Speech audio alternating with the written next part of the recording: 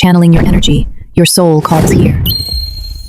Sa lahat ng Scorpio, Sun, Moon at Rising, welcome sa inyong August reading. Bago tayo magsimula, huminga muna ng malalim, i-clear natin ang energy. Inaanyayahan ko ang Divine Creator, mga Spirit Guides, Guardian Angels at highest good ng bawat Scorpio na nanonood. Ang message na to ay general reading lamang, kaya kunin lamang ang nagre-resonate at iwan ang hindi para sa'yo. Scorpio, ang unang energy na lumabas para sa'yo ay parang may emosyon na matagal mong pinipigilan. Hindi ito simpleng lungkot, para tong pakiramdam na gusto mong magbigay ng pagmamahal. Gusto mong magtiwala pero may bahagi ng puso mo na nagsasabing, paano kung masaktan ulit? Marami sa inyo ang napagod sa paulit-ulit na cycle, pwedeng sa relasyon, pamilya, kaibigan, o kahit sa trabaho. Kaya ngayong August, mas pinipili mong mag-observe kaysa magbukas agad ng damdamin. Nakikita ko rin dito ang mga Scorpio ng ilang gabi nang hindi mapakali ang isip, kahit pagod ang katawan, tuloy pa rin ang pag-iisip. Inuulit-ulit ang mga desisyon, mga nangyari noon at mga bagay na wala namang kasiguruduhan. Kung ikaw to, gusto kong ipaalala na hindi lahat ng iniisip natin ay magiging realidad. Minsan, ang takot ay mas malakas lang magsalita kaysa sa katotohanan. At may ilan din sa inyo na sobrang pressure ang nararamdaman. Tama ba? Pakiramdam mo ikaw lang ang kailangan maging matatag para sa lahat. Pero sa loob mo, gusto mo ring may tao magsasabing okay lang, pahinga ka muna.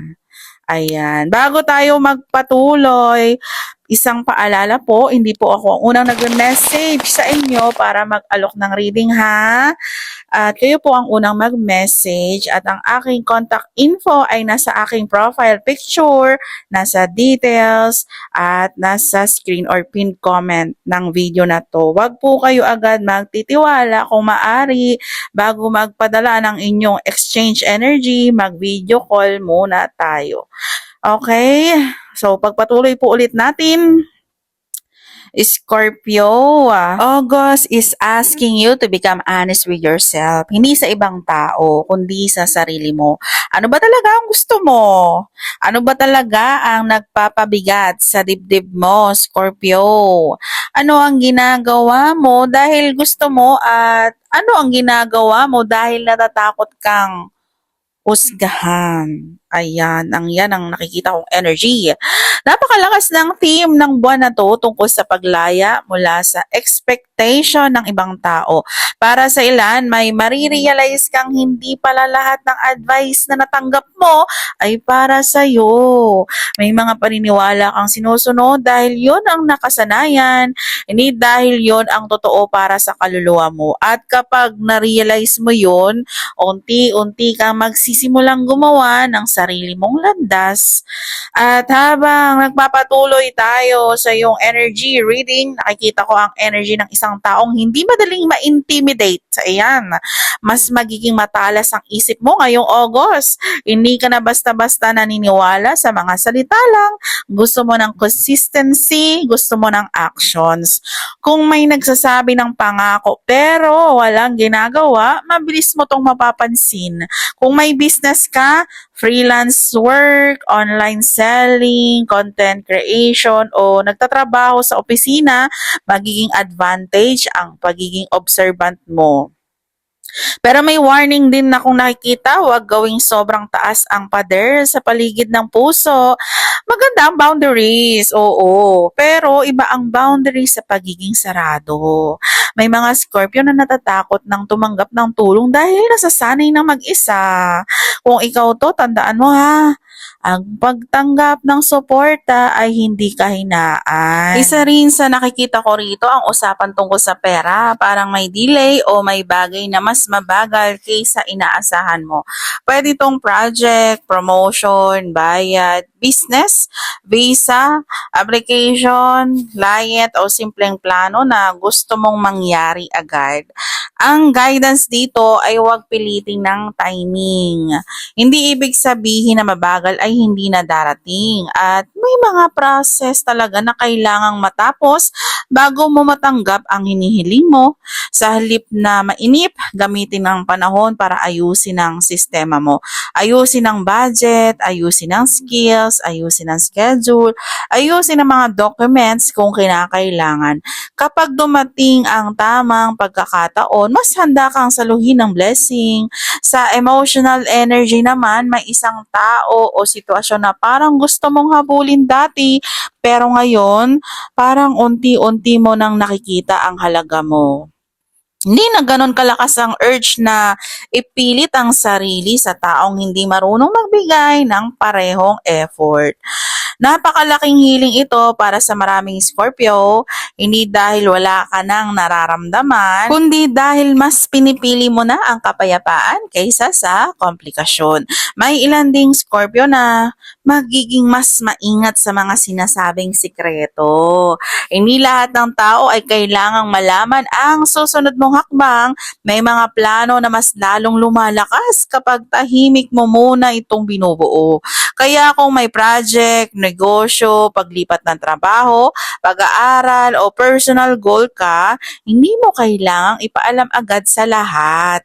May panahon para sa announcements at may panahon para sa tahimik na paghahanda. Scorpio, may isang message na napakalinaw dito. Hindi lahat ng laban ay kailangang patunayan na kaya mong panalunan. Minsan, ang tunay na lakas ay pagpili kung saan mo ilalaan ang oras at energy mo. Nakikita ko ang August mo na magiging mas mapili ka sa mga taong pinapapasok mo sa buhay mo. Hindi dahil naging malamig ka, kundi dahil mas alam mo na ngayon ang halaga ng kapayapaan. Kung may mga taong paulit-ulit kang dinadala sa drama, chismis o walang katapusang problema, mararamdaman mong unti-unti kang lumalayo. Hindi ito pagtakas, ito ay pagpili sa sarili. Sa trabaho o negosyo, may sitwasyon na maaaring magdulot ng frustration dahil parang hindi pare-pareho ang effort ng bawat isa.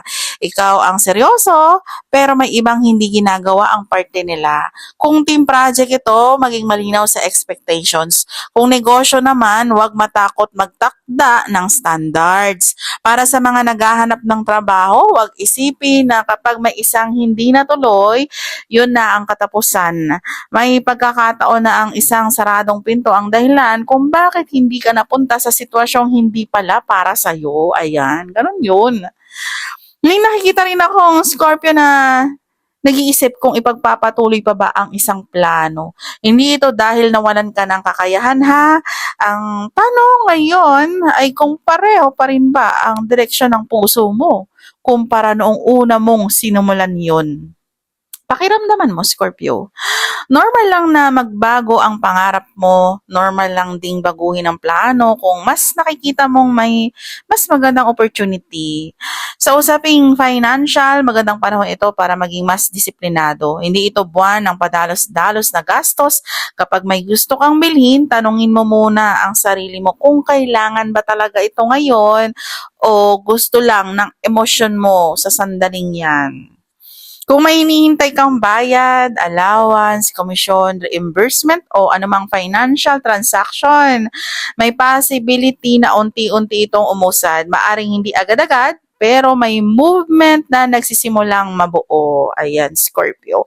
Sa pag-ibig, iba-iba ang message, depende sa sitwasyon mo. At bago tayo magpatuloy, paalala lang, hindi ako ang unang nagme-message sa inyo. Kayo po ang unang mag-message sa akin. Kung gusto nyo pong magpa-private reading, kayo po ang unang mag-message at mas maaari at nakakabuti na mag-video call muna tayo bago tayo magpadala ng energy exchange.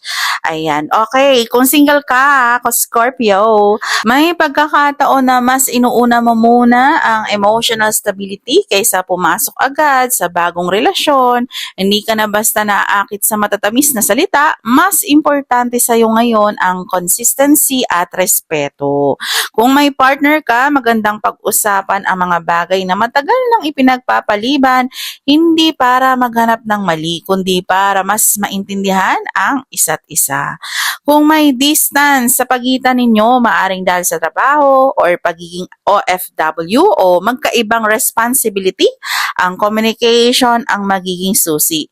Huwag hayaang assumptions ang pumalit sa malinaw na pag-uusap. May paalala rin tungkol sa inggit at comparison. May mga Scorpio na napapaisip kung bakit parang mas mabilis umangat ang ibang tao. Pero tandaan mo ha, hindi mo nakikita ang buong kwento ng buhay nila. Ang nakikita mo lang ay ang resulta, hindi ang lahat ng pinagdadaanan nila. Okay, Scorpio? Ang biyayang para sa iyo ay hindi kailangang magmukhang biyaya ng iba. Kung creator ka, freelancer, online seller, o may sariling negosyo, huwag matakot gumawa ng sariling style or estilo. Ayan. Ang originality mo ang isa sa magiging dahilan kung bakit mapapansin ka ng tamang audience. Nakikita ko rin ang pagputol sa isang unhealthy attachment. Hindi ito laging tungkol sa tao. Maaari rin itong sa lumang mindset, pwede ring bisyo, guilty feeling, o ugaling matagal mo nang gustong bitawan. So, sa umpisa, Scorpio, hindi magiging madali dahil familiar na sa'yo ang cycle na yon. Pero habang pinipili mong lumayo rito, mapapansin mong gumagaan ang isip at mas nagiging malinaw ang mga desisyong ginagawa mo. Sa huling bahagi ng August, may pagkakataon kang makahanap ng mga taong mas aligned sa values mo. Hindi kailangang marami, kahit iilan lang. Basta totoo ang suporta at malinaw ang intensyon. Mas magiging magaan ang pakiramdam mo. At ngayong buwan, piliin mong ilaan ang oras mo sa mga bagay na nagbibigay ng tunay na halaga sa buhay mo.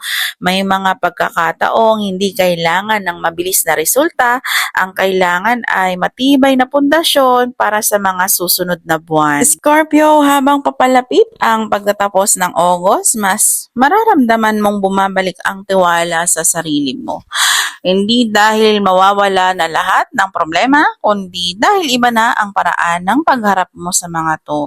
May mga sitwasyon ngayong buwan na magpapakita sa iyo kung sino ang tunay na maaasahan.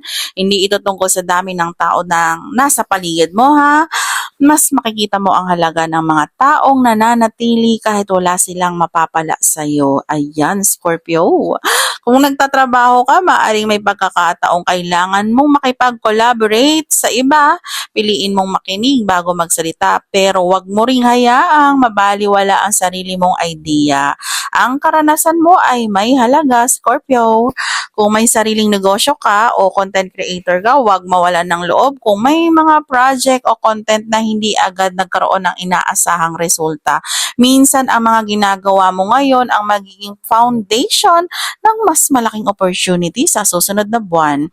Para sa mga OFW o naghihintay ng travel, application, kontrata o documents, inihikayat kang maging maingat sa bawat detalye. Basahin ng mabuti ang bawat papeles at huwag magmadali sa pagpirma o pagdedesisyon.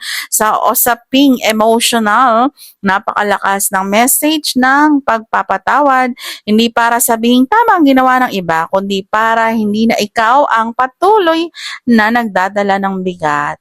May mga Scorpio na matagal nang may kinikingkim na sama ng loob. Ang tanong ngayon ay gaano pa katagal mo gustong dalhin ang bigat na yon. May mga sugat na hindi agad mawawala, pero darating ang panahon na ikaw mismo ang pipili kung mananatili ka ba sa sakit o magsisimula kang mag-heal or maghilom.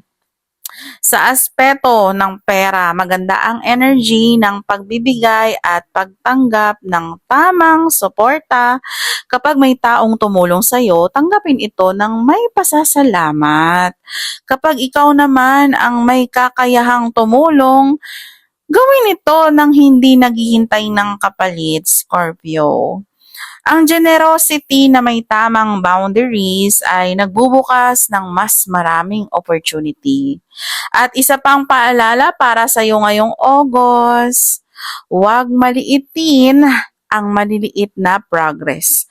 May mga pagkakataon na iniisip mong mabagal ang lahat, pero kapag lumingon ka, aba, Makalipas ang ilang buwan, mapapansin mong napakalayo na pala ng narating mo, Scorpio. 'Di ba? Hindi lahat ng tagumpay ay maingay, may mga blessing na tahimik na dumarating, pero pangmatagalang epekto, 'di ba? Kung may pangarap kang matagal mo nang binubuo, ipagpatuloy mo lang ang paglalagay ng oras, disiplina at puso rito. Ang consistency ang mas magiging mahalaga kaysa pagmamadali. Ang wisdom card na loyal heart ay tungkol sa katapatan. Una, sa sarili, pagkatapos sa mga taong tunay na karapat-dapat sa tiwala mo. Ngayong August, tanungin mo ang sarili mo. Tapat ba ako sa tunay kong nararamdaman?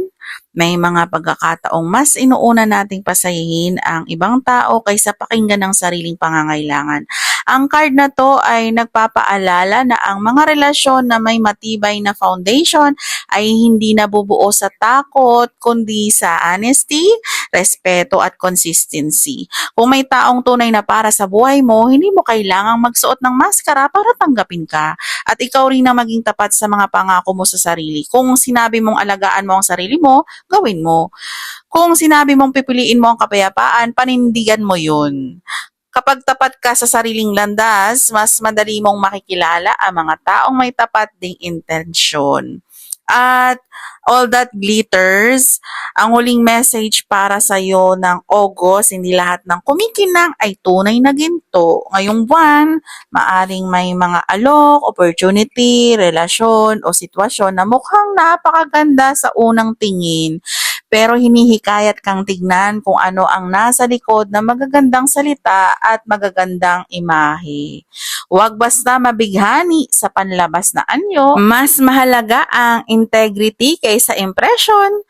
Mas mahalaga ang consistency kaysa excitement. Mas mahalaga ang katotohanan kaysa ilusyon. Kasabay nito, paalala rin ito na huwag mong maliitin ang sarili mo dahil lamang hindi ka maingay o hindi ka katulad ng iba. Ang tunay na halaga ay hindi nasusukat sa validation ng ibang tao. Kapag pinili mong maging totoo sa sarili mo, mas maakit mo ang mga opportunity at taong naayon sa tunay mong energy. Hindi sa isang imaheng kailangan mong panatilihin. Bago tayo magtapos, gusto kong magbigay ng special shoutout sa lahat ng ating mga kababayan sa iba't ibang panig ng mundo. Maraming salamat sa lahat ng nanonood mula sa United Arab Emirates, Saudi Arabia, Qatar, Kuwait, Bahrain, Oman, Singapore, Hong Kong, Taiwan, Japan, South Korea, Malaysia, Canada, United States, United Kingdom, Australia, New Zealand, Italy at iba pang bansa. Maraming salamat sa lahat ng ating mga OFW na patuloy na nagsusumika para sa inyong pamilya. Naway gabayan kayo ng Diyos at lagi kayong maging ligtas saan mang bahagi ng mundo kayo naroroon. Isang taos-pusong pasasalamat din sa ating mga seniors na patuloy na sumusuporta sa channel na to. Napakalaking karangalan na makasama kayo sa bawat reading. Dalangin ko ang mabuting kalusugan, kapayapaan ng isip at masaganang pagpapala para sa inyong lahat.